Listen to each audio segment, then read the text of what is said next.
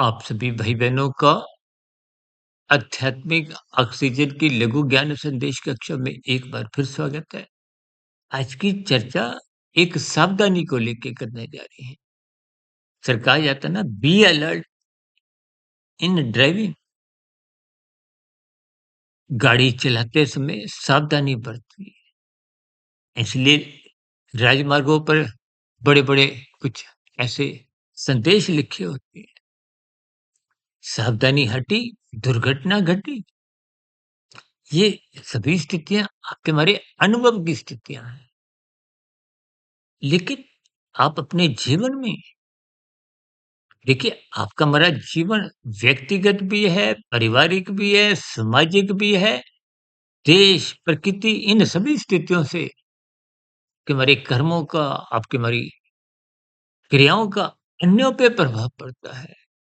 इसलिए जीवन में सोच समझ कर ही हर अगला पाँव, अगला कर्म करें, निभाएँ।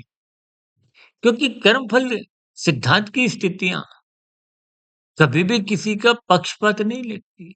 वो न्याय संगत स्थिति है। जैसे मेट्रो में आप प्रवेश करो तो वो यंत्र बिना भेदभाव के किसी भी विषय में कुछ आपत्तिजनक स्थिति देखता है, तो वो घंटी बजा देता है।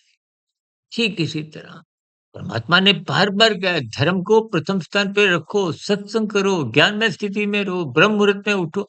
इसलिए ताकि के भीतर में सावधानी बनी रहे। निश्चय जो नहीं, सचेत जो नहीं है। नीचे की जोनियाँ, जो 80 लाख प्रकार की दंडमय जोनियाँ, उनको परमात्मा ने अचेत इसलिए रखा ताकि उनको अपने दुखों का बोध नहीं हो। क्योंकि नीचे की जोनियों में कब जाना पड़ता है, जब निश्चय जीवन में आ पर हम अधिक पाप कर्म कर जाते हैं।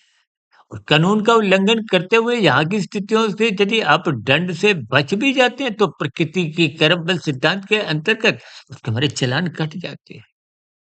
यदि लाल बत्ती पे भी नहीं रुकते, यहाँ का चालान नहीं भी कटा तो प्रकृति की कर्मफल सिद्धांत में आपका हमारा चालान उसी क्षण कट जाता।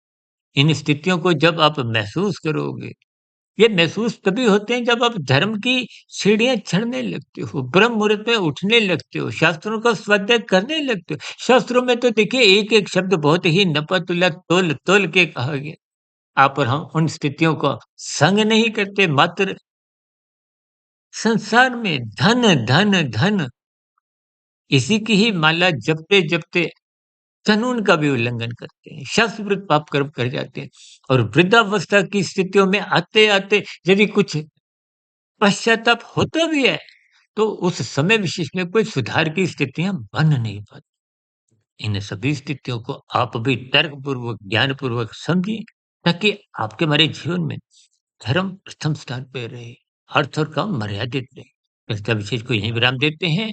फिर मिलते हैं किसी नए विषय के साथ। तब तक आप सभी भाई-बहनों का बहुत-बहुत धन्यवाद।